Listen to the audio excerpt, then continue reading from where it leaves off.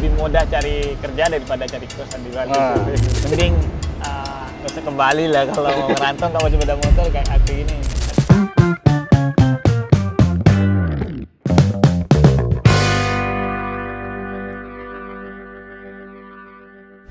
Assalamualaikum warahmatullahi wabarakatuh. Ketemu lagi bareng saya Reno Raditya. Seperti biasa jangan lupa subscribe, like, comment, dan share. Dan kali ini kita ada di Hidden Game yang ada di selatan Bali. Kita juga mau banyak cerita soal Bali di sini, dan ada sahabat saya, ada Mas Mansur. Terus Mas Sudi juga, apa kabar? Ya, alhamdulillah sehat walafiat. Mas Mansur gimana? Alhamdulillah saya juga.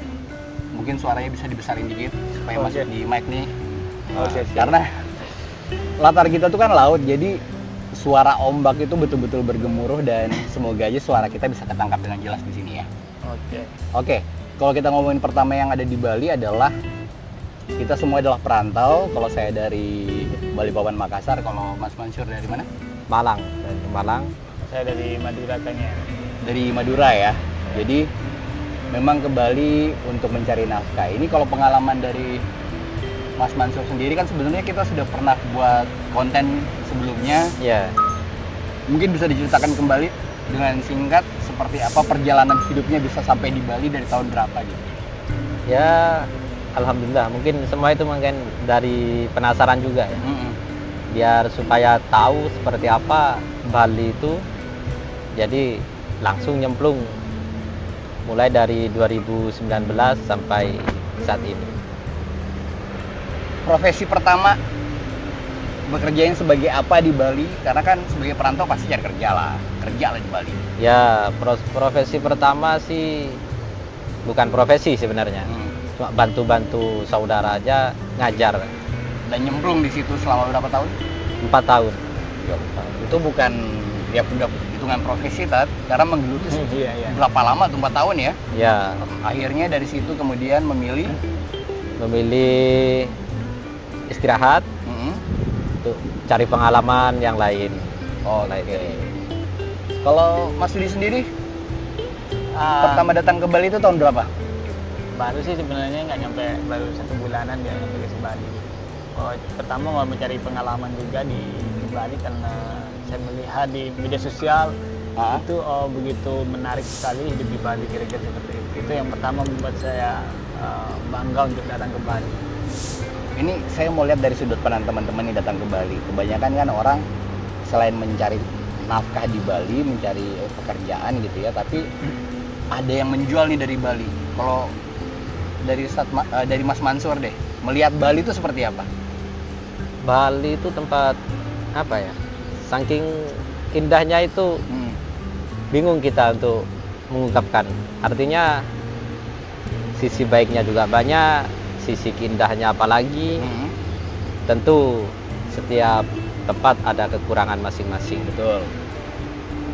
Bali itu ya tempat jika buat kerja oke, sambil liburan, itu sih bagi saya. Oke, jadi artinya healingnya dapat, kerjanya dapat, Uangnya juga dapat mantap. gitu. Insya Allah. Kalau Mas Sudi sendiri, apa yang membuat tertarik ke Bali sebenarnya? Sebenarnya yang membuat saya pribadi tertarik datang ke Bali, pertama karena mulai dari kecil saya melihat Bali adalah kota yang ada di Indonesia yang saya rasa famous lah di dunia ini, jadi terkenal seperti itu. Yang kedua, saya juga tertarik dengan melihat beberapa tourism yang datang ke Bali. Itu yang membuat saya lebih penasaran, ingin datang ke Bali ketika seperti itu. Tapi sebelumnya punya teman di Bali? Alhamdulillah Yang sudah duluan datang ke Bali gitu? Alhamdulillah sudah beberapa banyak teman di sini. Dari situ akhirnya cari-cari referensi ya, informasi pekerjaan di Bali itu seperti apa. Kesan pertamanya gimana Mas Budi? Begitu nyampe di Bali gitu kan, astagfirullah kah? Atau subhanallah? Oke, sebenarnya panik sih, agak panik karena pertama aku kan orang yang paling takut dengan hewan-hewan yang ada di Bali itu seperti itu. Jadi pertama kali nyampe ke Bali kok panik banget gitu. Karena ternyata hewan itu adalah hewan peliharaan yang di Bali itu, kira-kira seperti itu. Jadi lama-kelamaan sudah menjadi terbiasa sih melihat hal seperti itu. Selama sebulan ini akhirnya bisa beradaptasi gitu Akhirnya ya? bisa beradaptasi. Akhirnya memang kalau udah adaptasi sendiri di Bali itu kalau saya bilang termasuk kota yang daerah yang kita cepat beradaptasi dengan lingkungannya. Iya. Karena orang Bali sendiri welcome. Ya, welcome. Mengalami nggak? Ya betul. Tuh menerima kita itu sebagai tamu lah, Betul. bukan sebagai tiba-tiba ujuk-ujuk datang gitu. Karena yang kita lihat kan selama ini juga selama kita melakukan sesuatu itu yang menghargai dan menghormati mereka dan melakukan hal-hal yang baik, Iya. itu juga Betul, akan menjadi feedback ke kita gitu ya. Betul. Karena kalau di daerah lain kan kita nggak usah sebut lah, intinya ada beberapa daerah yang kalau keluar malam kita takut begal, takut iya, itu iya. gitu ya, tindakan kriminal. Tapi kalau di Bali itu Aman-aman aja. sepengalaman kalian tinggal di Bali pernah nggak ngalamin Alhamdulillah hal-hal kriminal? kita lebih kayak, kalau saya pribadi sebelumnya kalau di rumah naruh motor itu kan di dalam rumah samping kita tidur. Kalau di Bali hampir Itu parkir. di luar rumah, dalam rumah, samping rumah, pinggir jalan. It's okay. Alhamdulillah aman lah. Pernah ketinggalan kunci motor nggak? Bukan pernah ketinggalan, setiap naruh hampir jarang dicabut. Kalau dulu ketika masih punya motor yang ada pakai kunci kan, itu ya kalau mau pakai tinggal puter, selesai, Tinggal taruh, taruh, tinggalin. nah, tinggal. Terus kalau Mas Udi sendiri? Aku melihat beberapa warga di sini yang welcome kepada pendatang, karena Bali mungkin adalah tempat untuk teman-teman yang ingin merantau, kira-kira seperti itu ya. Untuk saat ini ya, sejauh ini yang saya pandang. Ya. Nah, kalau kita hitung-hitungan dari tempat kalian awal tinggal di Malang dan di Madura, biaya hidup di Bali bagaimana? So far selama ini untuk let's say makan, transportasi. Kalau saya pribadi hampir sama aja sebenarnya. Tinggal kita milih mau makan di mana. Kalau kita misalkan di Malang kita makan di tempat yang mahal, ya mahal. Tapi kalau tempat biasa kita cuma cari buat makan sekedar untuk ngisi perut, ya 10.000, 15.000 lah. Di Bali pun juga begitu. 10.000, 15.000 itu makan siang berarti? Ya, satu porsi lah. Satu porsi nasi lauk gitu ya? Nasi dan lauk. Karena kalau misalnya pagi kan kita bisa mungkin milihnya nasi jinggo yang 5.000-an gitu ya. 5.000. Masih ada. Artinya kalau yang makanan termurah di Jawa, di Bali pun sama sebenarnya. Sama, tinggal kita memilih mau masuk di resto kah? Ya, di resto kah? Iya. Atau di fast food kah? Nah, Jadi ya tergantung dari gaya hidup sebenarnya kalau di Bali. Mahal murahnya Bali itu tergantung bagaimana kalian bisa menyiasati untuk sehari-hari gitu ya. betul. Iya. Kalau mau hedon ya otomatis Nggak ada pengeluaran selesainya. juga Kemudian gede. nggak bisa diukur. Nggak bisa diukur. Kalau dari Mas Udi sendiri yang 1 bulan nih tinggal di Bali, sempat shock nggak ngelihat biaya hidup di Bali gitu? Sebenarnya karena pengalaman merantau juga kan nggak terlalu kesulitan di dalam memilih gaya hidup seperti itu, karena pernah juga merantau di Kediri, juga pernah di Pare dulu, tempat di Malang juga pernah. Artinya kalau melihat sesuatu yang di Bali itu ya sebenarnya sama-sama aja seperti itu. Oh, jadi biasa aja. Biasa aja seperti itu. Oke, ini beda dengan saya. Dalam artian gini, kalau saya yang dari Indonesia Tengah nyaris ke timur gitu ya, Iya. datang ke Bali tuh kayak ngelihat kok murah banget. Nah, Oh iya. Kalau di Kalimantan kan kita makan tuh ya paling murah let's say 20 sampai 25.000. Di sini kita dapat 10.000 itu kan betul. kayak sesuatu yang luar biasa. Nah, jadi itu untuk biaya hidup sehari-hari kayak makan, kalau transportasi, punya kendaraan aman. Aman. Yang nggak punya kendaraan, Aduh, sulit sih. Mending nggak usah ke Bali lah kalau mau ngerantau atau sepeda motor kayak aku ini. Aduh, karena nggak ada kendaraan umum nyesel kan. banget ya. Ya, nggak ada kendaraan umum. Sulit untuk mau beradaptasi dengan lingkungan, mau beradaptasi dengan siapapun, mau cari apapun itu benar-benar. Ya kuncinya adalah transportasi itu ya sebenarnya hal yang utama. Punya pengalaman nggak Maksudnya harus bayar mahal untuk biaya transportasi menuju ke satu tempat, ibaratnya satu tempat kerja. Aduh, pernah banget sih. Nah. Pertama kali itu berangkat kerja itu Tinggalnya di daerah mana nih? di daerah Jimbaran. Bypass. Bypass, Kedonganan ya. Kedonganan ya. Terus Terus tempat kerjanya di kerja di Uluwatu di ini apa? pintu masuk Catu. Suluban. Iya. Pintu masuk Suluban tadi tuh. Oh ya, di depan sana. Iya, di sini. depan. Ya, betul. Iya. Nah, biayanya bolak-balik berapa? 110 lah kira-kira saya. Sampai 110. Itu Gojek. Gojek. Gojek atau Grab ya hampir Ya. sama lah. Enggak, maksudnya kan kalau kita ekspektasinya 50.000 pasti Grab car kan? Grab. Atau Gojek car gitu. Kan memang Enggak. jauh jaraknya. Jauh memang jalannya. Dari Bypass Kedonganan sampai ke sini Kedonganan itu ya mungkin hampir berapa kilo ya? berapa? 15-an. Lebih. Sampai, Tat. Lebih. Oh, berarti sama-sama. Hampir 20 kilo. Oh, gitu. Itu kan Uluwatu ini ujung paling mana ya? Di selatan. Selatan ya. Bukan selatan tapi sisi barat. Iya, selatan agak ke barat. Kalau ini yang selatan-selatan ini. Oh, Iya. bukan, baratnya, sisi barat. Kalau yang selatannya itu bukannya Uluwatu ya? Selatan itu daerah Pandawa ke timur itu, hotel-hotel mewah. Itu ujung yang selatan. Yang apa namanya? Seperti yang sambungannya Nusa Dua tuh. Grand apa itu? Kayak Apurva. Itu ujung Mulia. selatan. Oke. Jadi kita masih barat selatan lah. Ini udah mulai gelap juga ternyata. Tapi kalau biaya hidup aman. Nah, kos-kosan.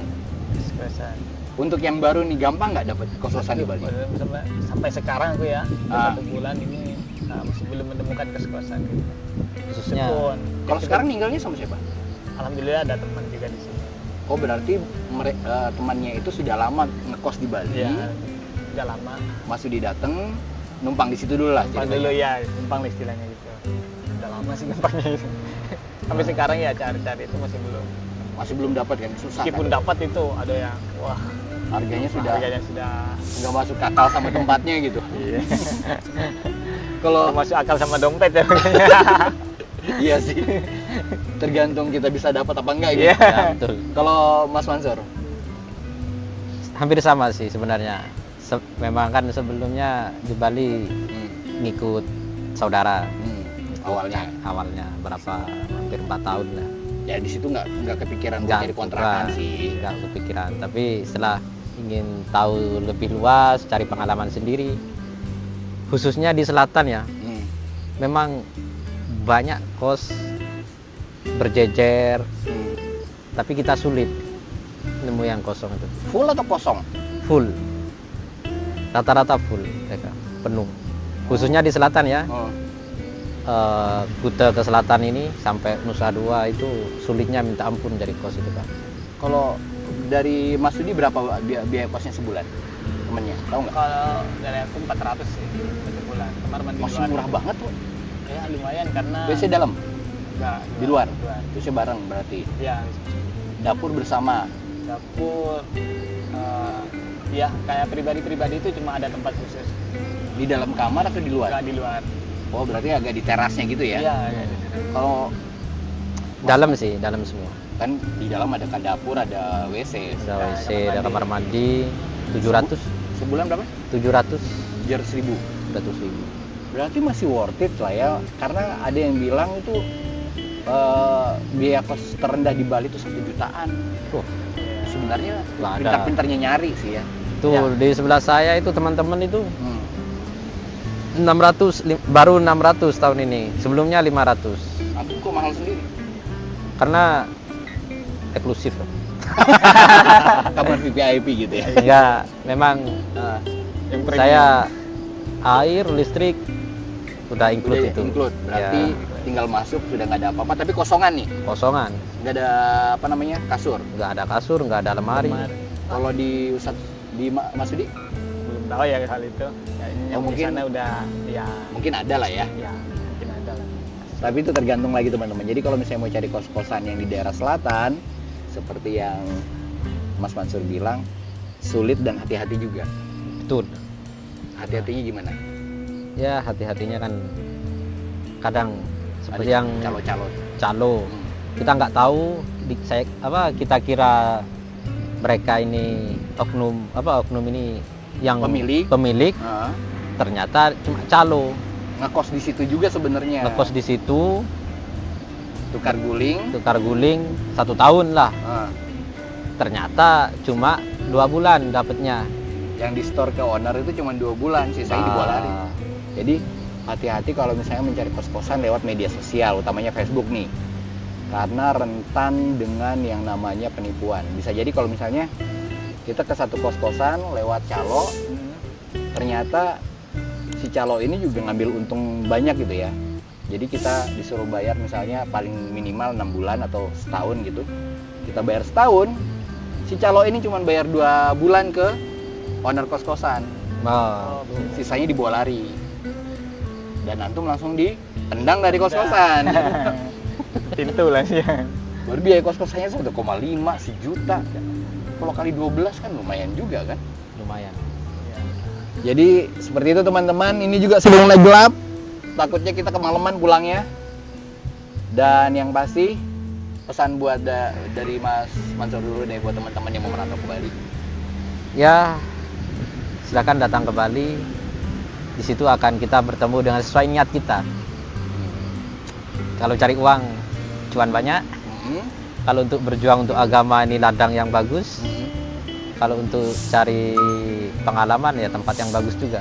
Karena di Bali itu macam-macam orang lah. Macam-macam manusia kita dapat. Manusia dari berbagai bukan daerah lagi tapi dari berbagai negara ya. Berbagai negara itu banyak. Itu sih pesan saya. Kalau Mas Sudi? Kalau dari aku ya untuk teman-teman yang ingin merantau ke Bali jangan lupa bawa sepeda motor itu saja sih sebenarnya.